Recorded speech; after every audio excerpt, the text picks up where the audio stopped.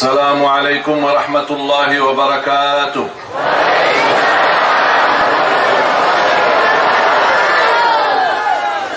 Apa kabar semuanya? Alhamdulillah, luar biasa. Allahu Akbar. Apa kabar semuanya?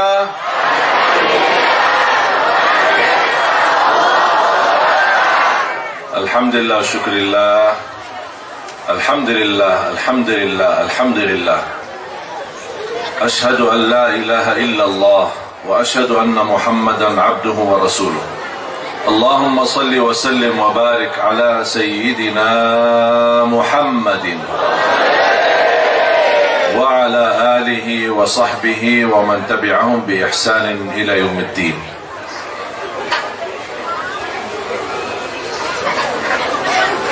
Para alim ulama, para kiai, para asatiz, guru tercinta, para pimpinan daripada Yayasan Al-Mahmudi Lil Muhibbin, semua keluarga besar, dan Al-Mukarram Al-Fadil Al-Haj Al-Habib Ahmad bin Umar Al-Mihdar, dan semua keluarga besarnya, alim ulama, para kiai, para asatiz, para pembina yang saya cintai, Panser yang memberikan luar biasa pengawalan, semoga dibalas oleh Allah kebaikannya. Terima kasih TNI, terima kasih aparat polisi, semoga semua yang hadir InsyaAllah diberikan kemuliaan oleh Allah dunia dan akhirat. Bapak Ibu jamaah sekalian, alhamdulillah sudah bisa sampai di sini. Biasanya kalau di jadwal kegiatan safari dakwah, saya selalu berpesan sama tim, jangan suka milih-milih tempat. Siapa yang undang kita, selama masih bisa di-ACC-kan, tolong diterima. Jangan dipandangi, kan tempatnya kok gini kecil, tempatnya kok begini, tempatnya kok sederhana. Ya memang kita semua orang sederhana. Dari tanah kembali ke tanah. Buat apa?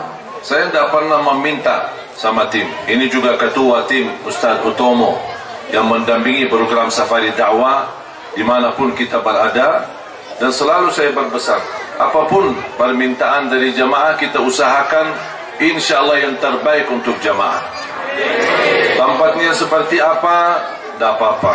Mau musalla boleh, mau masjid boleh, mau masjid raya, masjid agung boleh, mau jumlah yang datang 10.000 orang boleh, yang datang pun 1 orang boleh, tidak masalah. Tujuan kita kan silaturahim. Masa kalau mau silaturahim harus tahu berapa orang yang datang? Kalau 11.000 saya tidak mau, harus 12.000. Tidak ada begitu. Alhamdulillah kita sederhana, terima apa yang kita bisa datang, apa yang kita bisa ACC-kan. InsyaAllah kita terus memperjuangkan yang terbaik untuk masyarakat Indonesia. Apalagi semenjak saya menjadi rakyat Indonesia, berarti sama harus saya belajar menjadi rakyat Indonesia yang insyaAllah mulia akhlaknya, yang insyaAllah amanah dan jujur, dan insyaAllah menjadi orang yang meniru akhlak Nabi Muhammad sallallahu alaihi wasallam. Sebenarnya jamaah sekalian, banyak masalah dan persoalan di tengah kita. Apalagi sekarang pandemi COVID-19, rasanya tidak nyaman, biarpun terbatas, tapi Masya Allah, menggunakan masker bisa, cuci tangan bisa, kayaknya jaga jarak itu susah. Gimana Pak? Jadi aparat keamanan kita bingung. TNI polisi gimana ini? Akhirnya polisi sama TNI tercepat juga ikut. Yang penting mudah-mudahan Bapak Ibu aman-aman saja. Mudah-mudahan sehat dan dilindungi oleh Allah dari segala bala dan wabah. Amin.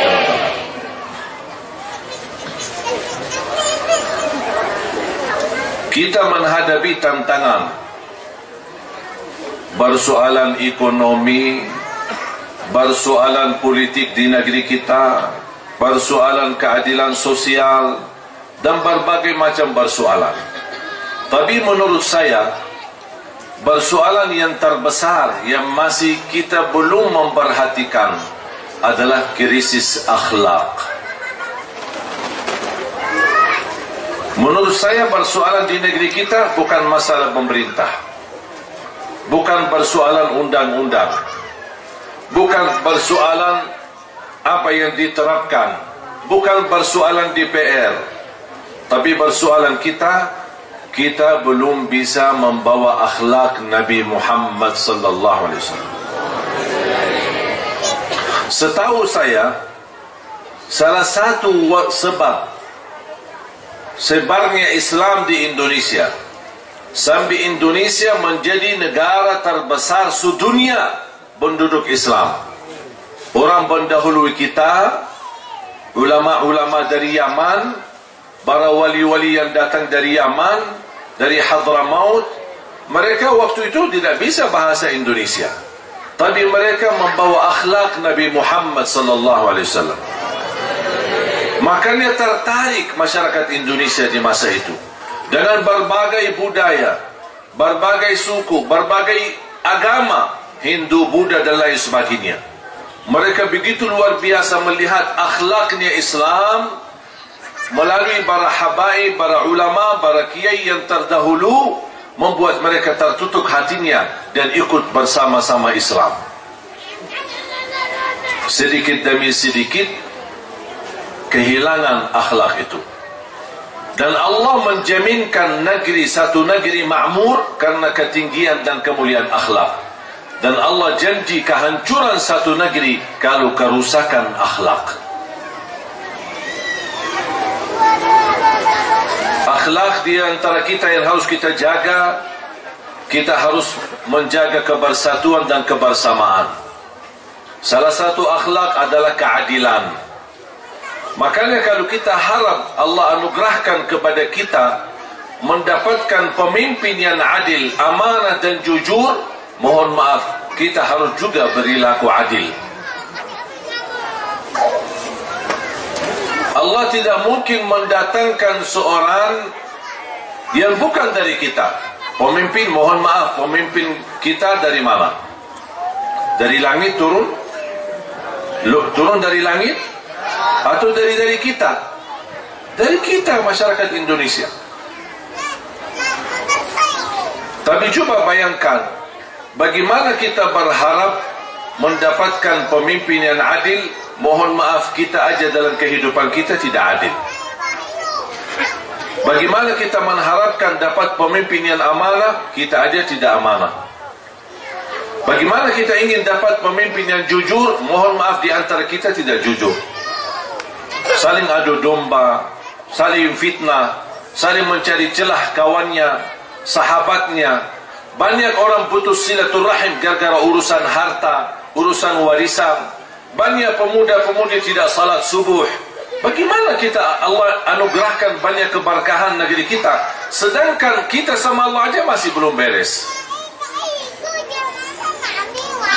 Dan teruji akhlak seorang ketika tertekan dengan ujian. Kalau dia duduk manis, itu bukan mulia akhlaknya.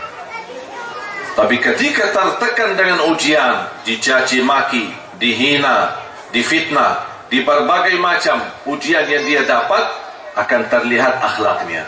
Apakah dia sabar? Apakah dia mampu menahan marahan?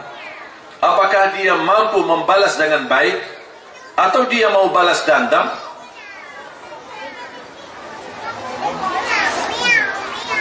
Dan apa yang saya jalankan selama saya berada di Indonesia, bahkan dulu waktu saya lahir besar di Madinah, saya hanya punya satu tujuan.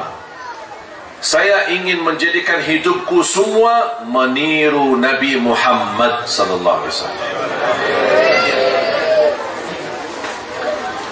Berpakaian cara Nabi Muhammad. Mungkin Bapak Ibu bisa pakai baju-baju biasa yang tidak pernah dipakai oleh Nabi Muhammad. Itu bukan persoalan. Karena budaya dulu di zaman Nabi Muhammad kan bisa berubah. Budaya kebiasaan soal pakaian. Tapi kita bisa meniru Nabi Muhammad dalam berpakaian. Nabi Muhammad kalau berbaju, menggunakan bajunya atau pakaiannya, masukin tangan kanan dulu, baru yang kiri. Kita bisa nggak tiru itu? Bisa. Baki celana, baki kamis, baki baju, baki seragam, apa saja, masukin tangan yang kanan, baru yang kiri. Kenapa? Meniru Nabi Muhammad sallallahu alaihi wasallam. Baki celana, saya masukin kaki yang kanan, baru yang kiri. Kenapa? Meniru Nabi Muhammad sallallahu alaihi wasallam. Saya punya anak yang paling kecil 1,5 tahun. Biasanya kalau saya suka pakiin baju, saya selalu, namanya anak-anak, kadang-kadang suka majuin kaki yang kiri. Saya bilang, kaki yang kanan, meniru Nabi Muhammad. Walaupun dia tidak faham apa itu Nabi Muhammad. Dia siapa itu Nabi? Namanya anak-anak kecil. Tapi saya ingin, dia dari kecil terdengar di telinganya, dan tersimpan di hatinya. Apapun yang saya lakukan adalah meniru Nabi Muhammad. Lama-kelamaan dia akan bertambah tumbuh besar. InsyaAllah akan bertambah cinta dia kepada Nabi Muhammad sallallahu alaihi wasallam. Minum pakai tangan kanan, meniru Nabi Muhammad. Sekarang pemuda zaman sekarang, termasuk anak-anak kita, semuanya punya idola. Anak-anak kita nangis-nangis minta dibeliin baju bola sama ibunya. Tapi yang ada tulisan Ronaldo, yang ada tulisan Messi. Idola. Suka nonton bola, suka main-main mereka, walaupun mereka itu kafir. Idola mereka. Kalau idola saya Nabi Muhammad sallallahu alaihi wasallam. Figur saya Nabi Muhammad sallallahu alaihi wasallam. Teladan saya Nabi Muhammad sallallahu alaihi wasallam. Imam saya Nabi Muhammad sallallahu alaihi wasallam. Itu yang harus kita berjuangkan. Biasakan mereka, termasuk ketika anak-anak kita sering memperhatikan orang tua. Kalau ada anak mengambil sesuatu, namanya anak-anak, kita mau kasih permen atau mau kasih apa, kadang-kadang dia majuin tangan yang kiri, nunjukkan tangan yang kiri. Kita selalu bilang apa? Bilang apa kalau kita tegur? Mana tangan yang bagus? Mana tangan kanan? Mana tangan yang baik? Gitu kan? Bisa nggak dirubahkan kata itu mulai hari ini? Mana tangan yang dicintai Nabi Muhammad? Walaupun anak-anak tak faham apa itu Nabi Muhammad, tak apa-apa. Mana tangan yang dicintai Nabi Muhammad? Supaya dia dari kecil, saya minum pakai tangan kanan karena tiru Nabi Muhammad. Saya berpakaian boleh tangan kanan, Nabi Muhammad. Saya masuk masjid, majukan kaki yang kanan, Nabi Muhammad. Keluar dari masjid, saya dahulukan kaki yang kiri, Nabi Muhammad. Kalau saya tidur berbaring sebelah kanan, Nabi Muhammad. Ketika saya mulai baca ayat Al-Kursi, meniru Nabi Muhammad. Itu yang perlu kita tanamkan dalam hati-hati kita. Jadi mohon maaf Bapak Ibu, yang saya percaya di masyarakat Indonesia sangat cinta Nabi Muhammad, dan saya yakin tidak diragukan. Buktinya apa? Kalau ada satu orang pun, siapapun dia, kalau berani caci maki Nabi Muhammad, atau menghina Nabi Muhammad, atau dia berkata tidak baik terhadap Nabi Muhammad, saya yakin seluruh masyarakat akan hancurkan dan habiskan dia. Saya tahu itu. Tapi bukan itu yang saya minta. Bukan kita beraksi dan demo untuk membela siapapun. Tapi yang saya minta satu, sebelum kejadian apa-apa, kita harus membuktikan rasa cinta yang sudah tidak diragukan di tengah masyarakat Indonesia. Saya ingin dibuktikan rasa cinta itu melalui kebiasaan sehari-hari kita, meniru Nabi Muhammad. Tidak mau berbicara kotor, karena Nabi Muhammad tidak pernah berbicara kotor, apalagi kasar. Saya mampu menahan amarah, karena Nabi Muhammad tidak pernah marah. Kapan Nabi Muhammad marah? Kalau terkait hal agama. Urusan Allah, Quran, pasti Nabi Muhammad marah. Tapi kalau urusan pribadi, tidak pernah marah Nabi Muhammad. Dibilang gila, dibilang tukang sihir, dibilang tukang fitnah, dibilang caci maki macam-macam. Sampai istrinya difitnah. Bahkan ketika Nabi Muhammad sujud di hadapan Ka'bah, ada orang Quraisy datang bawa kotoran unta dan dia buang di atas kepala Nabi Muhammad. Coba saya tanya sekarang Bapak Ibu, seumur hidup Bapak Ibu sampai hari ini, apakah pernah enggak kita lagi salat di musalla, di masjid maupun di rumah, ada orang jahat datang membawa kotoran sapi dan dia buang di atas kepala kita? Pernah enggak terjadi? Kalau belum pernah, berarti kita belum diuji. Kalau Nabi Muhammad sudah, bahkan berkali-kali. Batah giginya di perang Uhud, luka kepalanya sampai berdarah. At-Taif, dia datang ketika Makkah sudah tidak terima dakwahnya. Dia pergi, barangkali keluarga At-Taif mau menerima dakwah la ilaha illallah. Dia sampai ke At-Taif, malah justru dibalas oleh At-Taif dengan melempar dengan batu. Seluruh tubuhnya kena batu sallallahu alaihi wasallam, berdarah sampai tidak bisa dibedakan warna bajunya dengan warna darahnya. Bahkan nengkel sandalnya Nabi Muhammad tidak bisa dilepas dari kakinya, saking nengkelnya, saking banyak darahnya sallallahu alaihi wasallam. Pernah enggak Bapak Ibu kita berdarah karena Islam? Belum apa-apa. Kita berdarah karena berantem, kita berdarah karena urusan dunia, kita berdarah karena tersinggung perasaan sama kawan kita, mengucapkan kata-kata yang menyakiti, tapi bukan karena agama. Ketika kemarin saya ditusuk, istri saya sampai kekhawatiran nangis-nangis.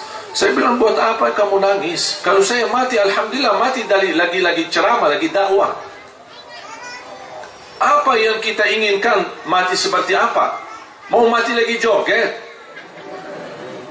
Mau mati lagi nonton sinetron atau dangdut? Sebaik-baik mati husnul khatimah yang kita selama ini doa, ya Allah biha, ya Allah biha, ya Allah bi husnul khatimah. Ini husnul khatimah butuh perjuangan, bukan hanya sebuah doa dan permintaan. Kudu bukti kita betul mau husnul khatimah, maunya seperti apa. Dan selalu saya berpesan kepada jamaah, jangan takut mati, karena pasti bakal mati. Tapi harus kita berfikir, gimana cara baik kita mati, bagaimana menghadapi kematian dengan husnul khatimah. Makanya pas habis saya dirawat di rumah sakit, langsung dibawakan, habis selesai dijahit luka saya, dibawa ke hotel. Saya bilang, ngapain kau dibawa ke hotel? Kan masih ada 2 acara. Syekh, dah apa-apa, panitia sudah ikhlas, dah apa-apa istirahat. Dah ada istirahat. Istirahatku nanti di surga, bukan di hotel. Dah ada. Lebih baik saya mati di jalan Allah untuk berdakwah daripada mati di hotel. Udah, saya langsung sambil ke hotel, ganti baju, saya turun. Masih lukanya baru masih basah. Saya turun dan alhamdulillah saya isi acara habis maghrib dan lanjut habis isya. Ini namanya jihad, perjuangan. Tapi jihad yang membawa akhlak yang mulia, bukan jihad yang menunjukkan kekerasan. Jihad itu bukan keras. Beda kata keras sama tegas. Beda sama rahmatan lil alamin. Kenapa saya begitu semangat untuk bekerja keras? Kenapa saya terdorong untuk selalu memperjuangkan Indonesia menjadi lebih baik? Saya tidak ada hubungan kemaslahatan dan kepentingan sama Bapak Ibu. Saya tidak ada urusan bisnis sama Bapak Ibu. Wallahi Allah Maha Saksi, saya datang tinggalkan makam Rasulullah di Madinah. Saya lahir besar di Madinah, tanah suci lebih mulia daripada Indonesia, mohon maaf. Tetapi saya tinggalkan semuanya buat apa? Coba fikirkan, buat apa? Masih banyak masyarakat Indonesia malah justru berkeinginan bisa ke tanah suci. Kalau bisa mati di sana, saking indahnya dan kenikmatan bisa beribadah, ziarah makam Nabi Muhammad berkali-kali. Berapa wali songo di sini? Berapa banyak para wali? Berapa banyak para ulama? Masih lebih mulia makam Nabi Muhammad. Biarpun 1000 wali di Indonesia, masih lebih mulia Nabi Muhammad sallallahu alaihi wasallam. Cuma saya tinggalkan semua itu. Saya memilih berhijrah dari Madinah ke Indonesia. Cuma saya punya satu tujuan. Indonesia menjadi mulia di mata Allah dan mulia di mata dunia. Indonesia menjadi masyarakat terhormat. Di Indonesia, walaupun dia keluar negeri, dimanapun dia pergi, dilihat paspor Indonesia, dihormati. Ini fantasinya dan layak untuk orang Indonesia. Dan saya bangga alhamdulillah ketika saya di Indonesia menemukan sejarah. Ternyata saya asal usul ada darah lewat Indonesia. Walaupun ibu dulu tidak pernah cerita, tapi saya tahu ceritanya pas saya sudah di Indonesia. Saya menemukan sejarah keluarga. Ternyata dari jalur ibu saya, ayah ibu dan kakek ibu, dua-duanya kelahiran Lombok. Kakek ibu saya nikah sama orang Lombok dan istri kedua nih. Istri kedua Bumi Ayu, Jawa Tengah. Bahkan beliau kakek ibu saya namanya Syekh Said Jabir mampu mempersatukan orang Sasak untuk melawan penjajah Belanda. Sambil penjajah Belanda sakit hati, itu orang Arab ini yang tinggi, itu orangnya tinggi, ini yang bahaya ini, tolong bisa ditangkap. Sambil mereka sambat menangkap saya punya kakek, kemudian dibunuh, dan beliau punya makam besar di Ampenan. Dan subhanallah, berjalan waktu dan masa, kakek ibu saya dimakamkan di Ampenan. Anaknya, ayah ibu saya, dia berhijrah ke Arab, nikah di Arab, dapatlah ibu saya. Ibu saya pun nikah di Arab, dapatlah anak-anak. Alhamdulillah adik-adik saya 12, timnas. Saya lahir di Madinah, kembali lagi. Dan 3 anak saya semuanya lahir di Indonesia. Subhanallah, kembali lagi sejarah. Makanya saya bangga karena alhamdulillah bisa kembali. Walaupun kampung halaman saya di Madinah, tapi saya merasa asal usul saya lewat ibu adalah Indonesia. Makanya pas saya periksa di rumah sakit, dokternya pun kaget. Subhanallah, darahnya merah putih. Bersyukur, wallahi bapak ibu, Indonesia memiliki banyak kenikmatan, banyak kelebihan, banyak anugerah. Tinggal hanya satu, kita syukuri dan kita jaga, supaya Allah tambahkan nikmat. La in syakartum la azidannakum. Kita terus memperjuangkan yang terbaik. Selain kita membangun program tahfiz, program Al-Quran, dan insya Allah saya memperjuangkan dan selalu saya berdoa, ya Allah, aku mohon jangan cabut nyawa saya sampai menjadi kenyataan terlahir dan terwujud 1 juta penghafal Al-Quran untuk Indonesia.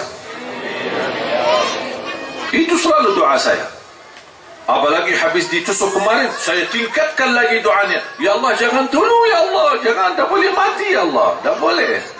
Jangan dulu, karena tugas belum selesai. Walaupun alhamdulillah sudah jalan, dan alhamdulillah sudah melahirkan dan mewujudkan ratusan para penghafal Al-Quran. Dan setiap orang di bawah binaan kami tamat hafal 30 juz, kami hadiahkan umrah dan kami kirim ke tanah suci. Tujuan saya sebenarnya bukan hanya umrah, tapi keinginan saya, semua orang yang kita kirim ke Madinah bisa sekalian setor hafalan Al-Quran di hadapan imam besar Masjidul Haram dan Masjid Nabawi. Karena saya ingin anak kita Indonesia, orang Indonesia sebagaimana diakui di tanah air, saya harap mereka juga diakui di tanah suci. Makanya saya minta tolong adik-adik saya rayu adik-adik saya dari 12 saya ingin mereka pindah ke Indonesia. Saya terus merayu mereka. Ayo Indonesia sini ajib. Masyarakat di sini luar biasa. Santun, sopan, luar biasa. Banyak kelebihan. Mohon maaf, ada kekurangan? Ada. Kita semua punya kekurangan. Tapi insya Allah saya selalu mempandangi masyarakat ini dalam mata positif. Dan selalu saya melihat banyak kelebihan. Dan insya Allah dengan kelebihan yang kita punya, mudah-mudahan insya Allah Allah ampuni semua kekurangan dan dosa-dosa kita.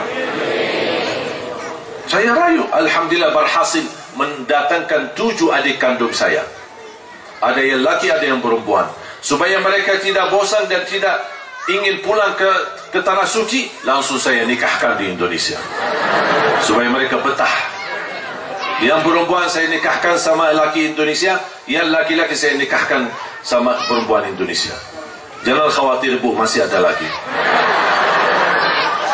Bahkan saya dorong adik-adik saya, kalau boleh masing-masing istri 4, dan setiap istri melahirkan anak-anak 1 lusin, dan semuanya menjadi penghafal Al-Quran. Setuju bapak-bapak? Ibu-ibu? Ibu-ibu. Ibu ini kan untuk Al-Quran. Demi kebaikan. Supaya Islam jaya. Tak boleh. Keras kepala ibu. Doakan yang terbaik. Makanya program 1 juta penghafal Al-Quran saya harap menjadi bukan milik Ali Jabir, tapi saya harap menjadi milik kita bersama. Amal saleh kita bersama, perjuangan kita bersama. Mungkin Bapak Ibu merasa dirinya gagal menjadi penghafal Al-Quran, tapi insya Allah dengan kita memfasilitasi para penghafal, mendukung mereka, membimbing mereka, insya Allah walaupun kita besok meninggal dunia, walaupun belum hafal Quran, tetap mendapatkan syafaatnya Al-Quran, karena kita ikut memfasilitasi mereka untuk bisa menghafal Al-Quran. Semuanya bisa menjadi keluarga besar Ahlul Quran. Alhamdulillah program 100 markas itu berjalan. Sampai setiap kunjungan safari dakwah kami luar biasa dapat perhatian dari masyarakat. Dan kepercayaan ini, jujur saja Bapak Ibu, semenjak saya berada di Indonesia, semua perjuangan kita murni dukungan dari masyarakat Indonesia. Tak ada yang dari Arab. Mohon maaf, saya bukan keturunan Raja Salman, tapi alhamdulillah kepercayaan dari Bapak Ibu, dari jamaah umat Islam di Indonesia terwujud. Walaupun kita baru melangkah 2 tahun ini, tapi alhamdulillah terus sedikit demi sedikit. Dan saya selalu yakin 1 juta memang angka besar, walaupun jaraknya panjang, tapi kalau kita berlangkah pasti akan sampai. Kalau jarak yang dekat, kalau tidak pernah berlangkah, tidak bakal sampai. Betul? Makanya terus apa yang kita bisa terus. Dan alhamdulillah ketika kami berjalanan safari dakwah, luar biasa respon dan dukungan dari masyarakat. Tahu nggak Bapak Ibu, dukungan yang terbesar dan terbaik sepanjang kami safari dakwah di Riau sampai di Pekanbaru, sampai ke pulau-pulau Bengkalis dan lain sebagainya. Kita sampai juga ke Lampung kemarin, sampai juga di beberapa daerah di Jawa Tengah, kemudian sampai ke Jakarta, Bandung, Cicalengka, Purwakarta, Purbalingga. Banyak yang kita datangi. Dan subhanallah, yang terbaik dukungan dari jamaah umat Islam adalah Manado. Justru di Manado, orang berkata Manado ini tantangannya luar biasa, karena dihitungkan umat Islam sama yang non-muslim. Tapi ternyata di sana justru yang terbesar dukungan. Sampai ada yang wakafkan tanahnya, ibu-ibu mewakafkan emasnya. Sampai kemarin, dan setiap ada titik wakaf, langsung insya Allah kita jadikan tempat ini menjadi pusatnya. Insya Allah menjadi pelajaran Al-Quran untuk Indonesia. Kemarin di Pekanbaru kita letakkan batu asas untuk bangunan pesantren. Sampai insya Allah 6 lantai. Kita juga terakhir waktu di Batam juga letakkan batu. Dan insya Allah kita di Kabupaten Malang dan juga di Kota Malang, insya Allah kita akan terus melanjutkan membangun pusatnya melahirkan para penghafal Al-Quran.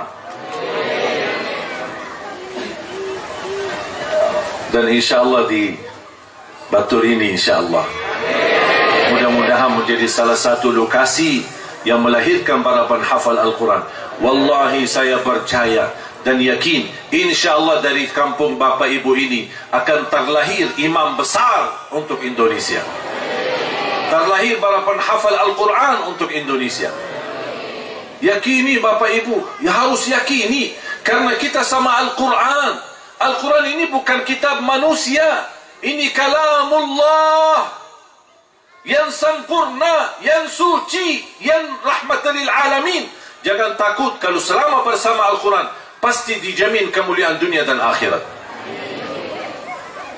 Kalamullah la ya'tihi al-batil min baini yadayhi wala min khalfi tanzilu min hakimin hamid. Kita harus semangat. Musuh Islam, musuh Al-Quran, orang munafik bekerja keras. Mereka bekerja keras, habiskan waktu, habiskan tenaga, habiskan pemikirannya, habiskan hartanya untuk menghancurkan Islam. Kita pula harus bekerja keras, membangun Islam, membangun berhadapan, membangun akhlak yang mulia, dan juga kita membangun para kadar-kadar penghafal Al-Quran. Dan tapi kita tidak ada niat untuk menghancurkan mereka. Kalau mereka musuh kita, punya niat menghancurkan Islam dan umat Islam, kita ingin kerja keras, menghabiskan tenaga, menghabiskan waktu, menghabiskan harta untuk Islam dan Al-Quran, tapi kita tidak punya tujuan untuk menghancurkan mereka, karena Islam kita rahmatan lil alamin. Sama musuh kita pun kita kasih sayang, karena dia belum tahu. Kalau dia tahu hakikatnya Islam, kemuliaan Nabi Muhammad dan kemuliaan akhlak, pasti dia akan patuhi Islam. Makanya selalu kita, orang niat buruk sama kita, kita tidak perlu balas niat buruk, tapi justru kita niat baik.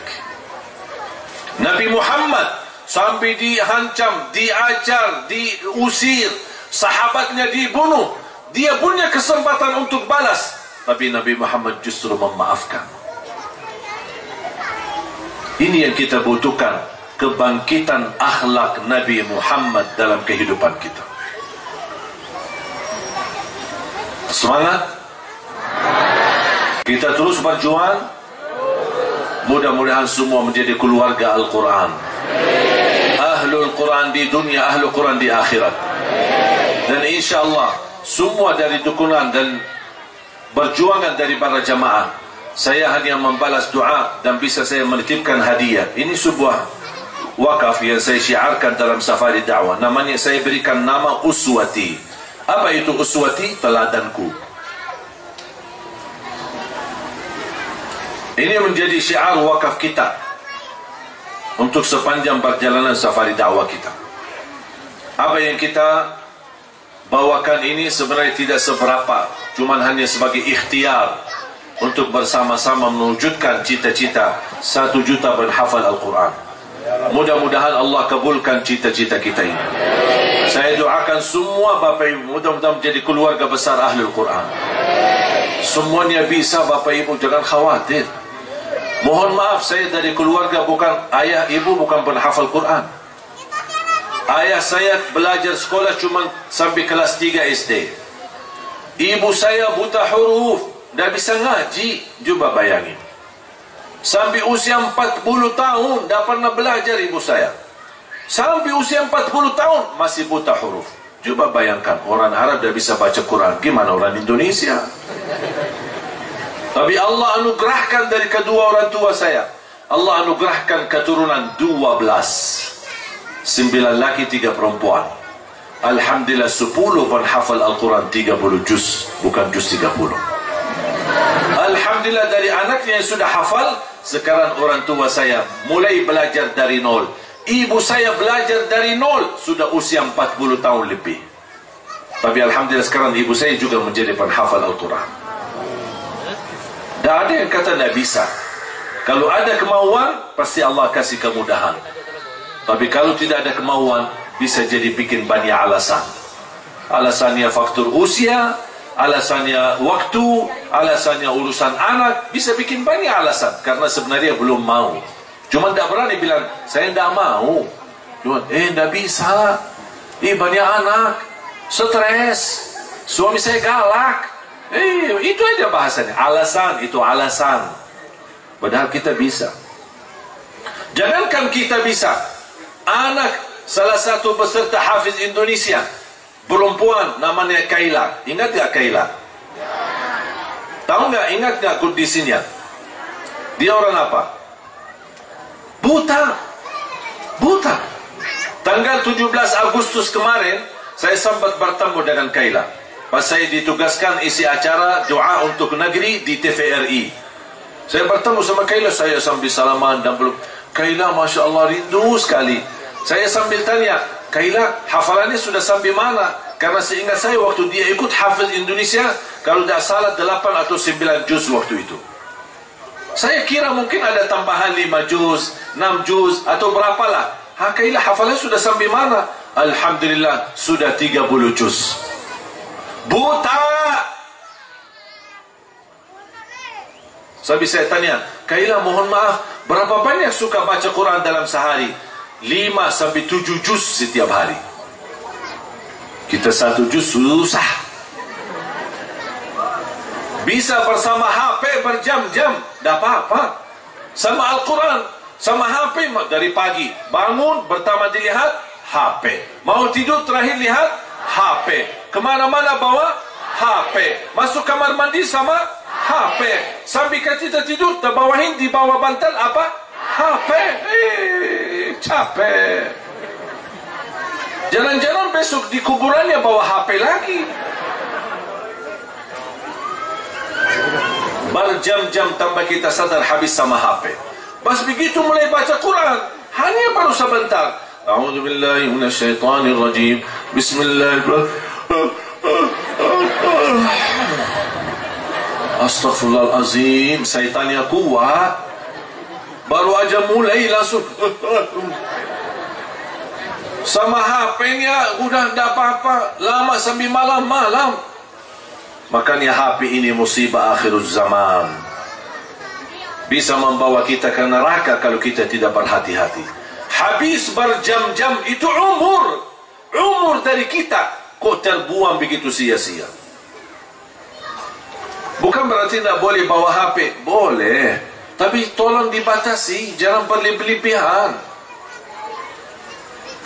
Harus kita menjadi manusia adil, minta-minta keadilan dari Allah. Allah berikan yang terbaik, kita aja sama Allah tidak adil. Sambil saya bilang sama Kaila, mohon maaf Kaila, sebenarnya Kaila ini kan buta. Kalau Kaila bilang sama Allah, mohon maaf ya Allah, saya orang buta, tidak bisa baca Quran, tidak bisa lihat Quran, pasti saya yakin Allah maafkan Kaila. Tahu nggak dia jawab apa? Mohon maaf Syekh, saya malu sama Allah kalau jadikan buta saya alasan tidak baca Quran. Masya Allah. Mohon maaf, alasan Bapak Ibu apa? Buta ya? Jangan-jangan buta hati. Ya Allah, jangan di antara kita yang buta hati ya Allah. Minimal, saya tidak minta Bapak Ibu harus hafal 30 juz, tapi minimal jangan lewat 1 hari tidak baca Quran. Bisa nggak dijaga? Minimal. Itu sudah paling malas. Mulai harimu baca Quran, tutupi harimu baca Quran. Berapa? Silahkan bebas. Mau baca 1 halaman boleh. Mohon maaf, ada orang ibu berkata, tapi saya tidak bisa ngaji. Masih bisa dengar. Bisa nggak dengar? Udah, setelkan YouTube. Buka YouTube-nya. Dengar murattal. Kan banyak murattal di YouTube. Tinggal kita milih. Kalau bingung mencari ayatnya dan surahnya, tidak apa-apa, buka YouTube saya. Kan ada YouTube Syekh Ali Jabir. Buka di situ, ada bacaan murattal Al-Quran. Tinggal kita ikuti. Sekalian subscribe ya. Like dan share. Ya promosi lah. Semangat. Keluarga Al-Quran, pencinta Al-Quran. Coba sekarang saya komando ya. Kalau saya bilang mana pencinta Al-Quran, semua jawabannya ini pencinta Al-Quran. Yang mana? Yang ini. Yang mana? Yang ini. Di mana? Di sini. Siapa? Saya. Allahu Akbar. Ingat gak itu? Mau gak? Ayo, semangat ya. Mana pencinta Quran?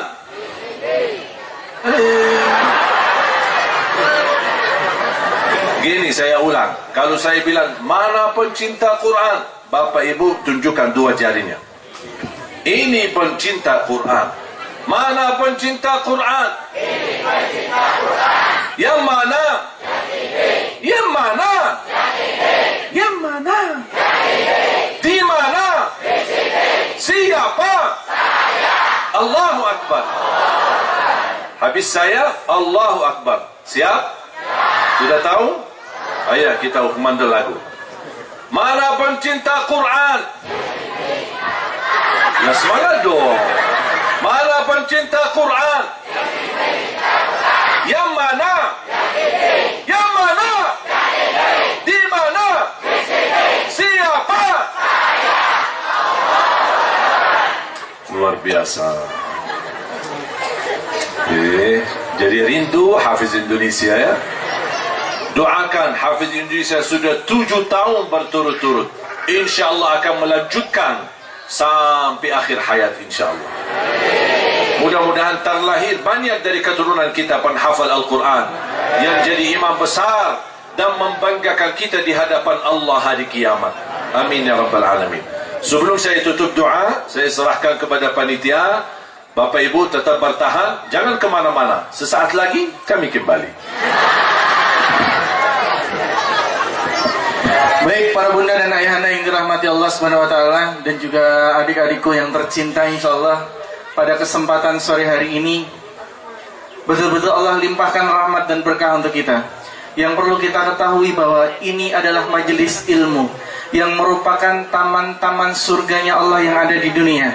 Yakinlah sekarang para malaikat ada di kanan kiri kita untuk mengaminkan setiap doa kita. Yakinlah bahwa malaikat sekarang ada di sini untuk jadi saksi bahwa yang hadir di sini nantinya dikumpulkan di janahnya Allah Subhanahu wa taala. InsyaAllah para malaikat menjadi saksi jika nanti Mekah Madinah kembali dibuka oleh Allah Subhanahu wa taala. Yang ada di hadapan saya insyaallah jadi hamba-hamba Allah yang diundang ke Baitullah untuk bisa bersujud di hadapan Ka'bahnya Allah Subhanahu wa taala, berziarah ke makam Rasulullah sallallahu alaihi wasallam, bisa merasakan dinginnya lantai Masjid Nabawi bersama seluruh keluarganya. Maka dari itu insyaallah janji Allah antara waktu asar dan maghrib adalah waktu mustajabnya doa. Allah tidak akan menolak permintaan hamba-hambanya yang berdoa di antara waktu asar dan maghrib. Maka dari itu insyaallah nanti di akhir acara ini kita akan bermunajat bersama, berdoa bersama dengan Syekh Ali Jabir, dan kita akan ambil keberkahan dari beliau. Tapi sebelum itu insyaallah kita boleh bertawasul kepada amal. Mungkin sekarang ayahanda dan para bunda perlu ketahui, mau sekarang punya uang 1 miliar gak bisa berangkat umroh haji. Karena urusan umroh haji bukan seberapa banyak kita sekarang punya uangnya, tapi betul-betul undangan Allah kepada hamba-hambanya yang terus memantaskan diri di hadapan Allah untuk betul-betul pantas diundang untuk bisa hadir memenuhi undangan Allah di Mekah Madinah. Maka dari itu insyaallah nanti akan ada relawan dari panitia yang akan berkeliling untuk memfasilitasi para bunda dan ayahanda yang pengen titip infak terbaiknya. Yakinlah karena malaikat sekarang ada di sini jadi saksi, betul-betul nanti akan melaporkan kepada Allah yang maha teliti. Setiap apapun yang dikeluarkan insyaallah betul-betul akan mendapatkan ganjaran terbaik, pahala terbaik, karena betul-betul Allah yang maha baik yang mampu memberikan balasan terbaik. Maka dari itu silahkan mulai para relawan dari panitia yang ada di sini mulai berkeliling mengelilingkan infak kantongnya untuk bisa memfasilitasi para jamaah yang ingin menitipkan infak terbaiknya. Bunda dan ayahanda, saya sampaikan, jangan biarkan kantongnya lewat begitu saja. Dan jangan biarkan uangnya masuk begitu saja, tapi titipkan doa terbaiknya di waktu mustajabnya doa ini. Ya Allah, semoga dengan sedekah sore hari ini Engkau berangkatkan kami bisa umrah haji bersama keluarga kami. Ya Allah, semoga dari sedekah pada sore hari ini anak keturunan kami jadi para penghafal Al-Quran yang nantinya bisa mempersembahkan mahkota untuk kami kedua orang tuanya di surganya Allah Subhanahu wa taala. Maka dari itu bismillahirrahmanirrahim, silahkan para relawan dari panitia lokal sudah bisa mulai berkeliling untuk memfasilitasi para jamaah yang ingin menitipkan infak terbaiknya insyaallah. Silahkan untuk bisa berjangkau, ya, untuk bisa berkeliling, untuk bisa memfasilitasi ayahanda dan para bunda yang ingin menitipkan sedekah terbaiknya. Saya percaya dan yakini semua jamaah pasti suka selalu bersedekah, suka berbagi. Tapi ada satu hal yang sering tertinggal, adalah doa. Makanya Bapak Ibu saat mengisi seberapapun keikhlasannya, mengisi di kantung kotak amal atau di kantung sedekah, mohon sekalian masukin doanya. Hajatnya apa? Sebutkan hajatnya. Mudah-mudahan doa melalui wasilah bersedekah, Allah akan kabulkan hajat kita dan mudahkan segala urusan kita. Dan dalam kesempatan ini, saya sebenarnya ingin menghadiahkan kepada pembina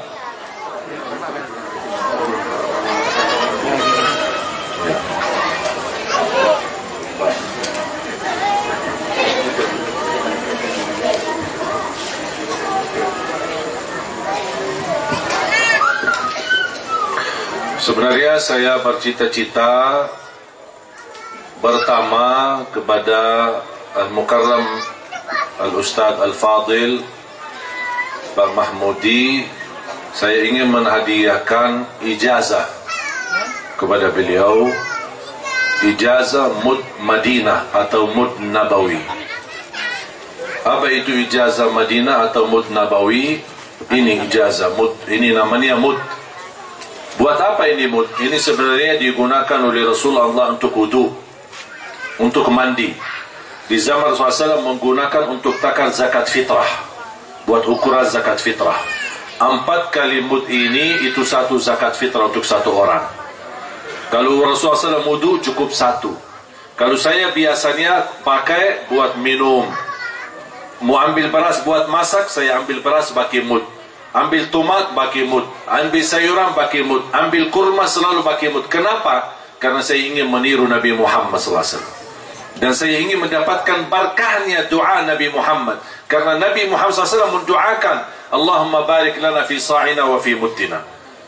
Makanya saya ijazahkan kepada beliau, pembina Majlis Mahmudin lil Muhibbin, hadiah uswati ini mud. Kenapa saya tulis uswati? Karena artinya teladanku. Dan ini mohon maaf, kita bukan bikin dengan logika akal, tapi ini benar dibuat oleh ulama dengan ada ukuran dan ada ijazahnya. Terukur seperti ini memang sesuai ahlus sunnah wal jamaah. Makanya saya hadiahkan. Dan izinkan guru nanti kalau sertifikat ijazah saya akan nanti kirimkan, ya. Ini saya sampaikan. Ini contoh ijazah. Ya. Ini contoh ijazah yang bahasa Arab kan cukup padat, karena ini semua nama-nama guru kami yang nantinya sambung kepada sahabat Rasul Zaid bin Thabit. Dan saya bikin satu lagi bahasa Indonesia, supaya jamaah yang tidak bisa baca bahasa Arabnya bisa mengerti intinya apa itu mud. Ini sudah ada di dalam bahasa Indonesia. Dan kalau Bapak Ibu penasaran, bisa nanti buka di YouTube, ya. Nanti Bapak Ibu buka di YouTube, nanti ada satu rekaman video saya praktik zakat fitrah, mengukur zakat fitrah menggunakan mud. Dan juga saya praktik wudu, bagaimana Nabi Muhammad berwudu menggunakan mud. Ternyata Nabi Muhammad kalau wudu cukup 1, kalau mandi cukup 4. Mungkin ibu-ibu 20. Nanti ya, nonton ya di YouTube, ya. Cari videonya, cara wudu Nabi Muhammad menggunakan mud. Dalam kesempatan ini saya hadiahkan mud. Ini ijazah, ini mud pribadi saya yang saya biasa pakai buat minum. saya ijazahkan. Barakallahu fiik. Terima kasih. Nanti sertifikat ijazah saya akan kirimkan yang bahasa Arab sama yang bahasa Indonesia. Jazakumullahu khairan. Terus yang kedua,